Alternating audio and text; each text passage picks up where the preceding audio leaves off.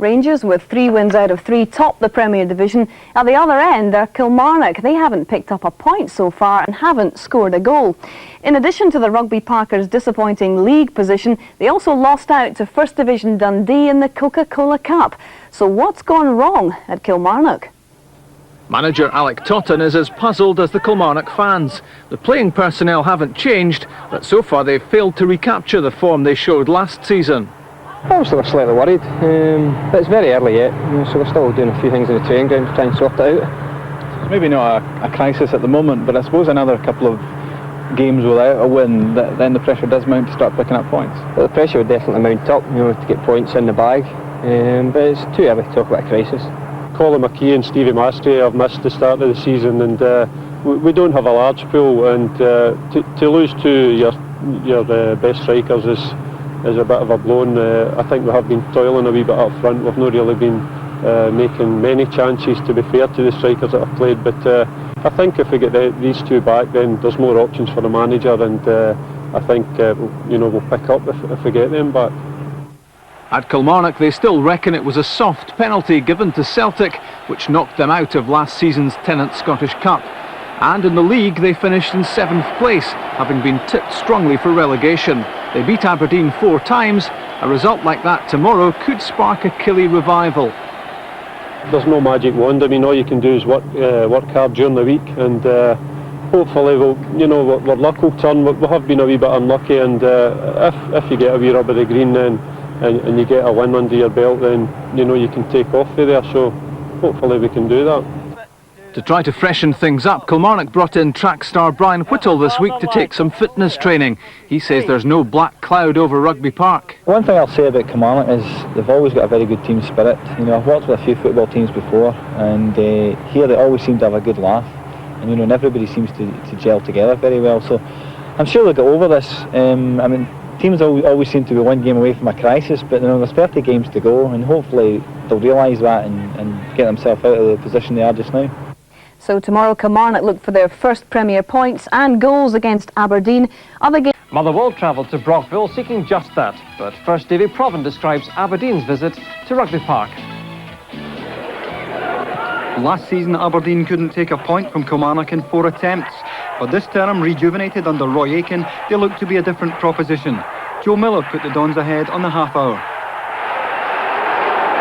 Kilmarnock caught square at the back by Stuart McKimmy's header, and that allowed Miller in for his 2nd goal of the season.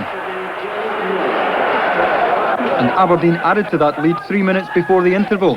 Scott Booth introduced fullback Colin Woodthorpe on the left, and he beat Lekovic from fully 35 yards.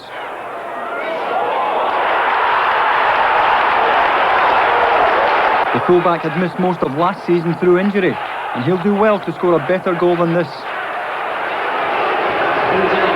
Kilmarnock were back in it 3 minutes after the restart, when Tom Brown got on the end of Mark Reilly's corner, Kilmarnock's first league goal of the season.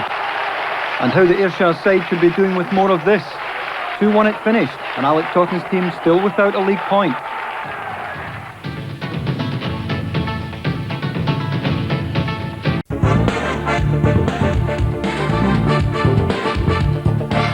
And welcome back. Well, Kilmarnock may have beaten Aberdeen 4 times last season, but the Dons have improved since then, while for Killie, this season is beginning to look a bit like a nightmare.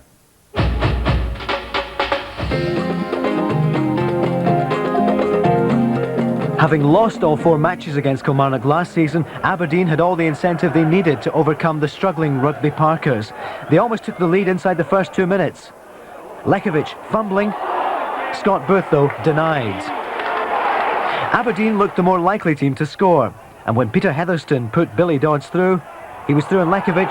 The chances were he would, but he fired wide. Kilmarnock rarely threatened in the early stages, and it was almost half an hour before Michael Watt was tested. But when he was, he performed brilliantly. This save from Paul Wright. Killie still looking for their first league goal. But it was the Dons who scored first.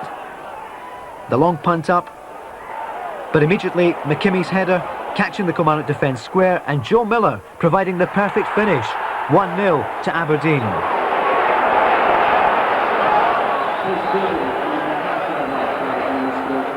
With half-time fast approaching, the Dons struck again. Colin Woodthorpe. He won't score many better than this one. Long range effort, looks up, has a pop. Lekovic was nowhere. No wonder he looked rather pleased with himself. The second half was barely 5 minutes old when Kilmarnock pulled one back. Tom Brown scoring Killie's first of the season, but questions must be asked about the Aberdeen defence. Kilmarnock desperate to get things back going again and to get an equaliser, and they almost did minutes later, and almost an identical goal. Brown again involved, the cross coming in, the header inches past. He should have equalised. Aberdeen did create more chances in the second half, this the best from Billy Dodds. Lekovic though doing well. On both occasions eventually the ball scrambled, but the score stayed the same and Killie looked to be in trouble.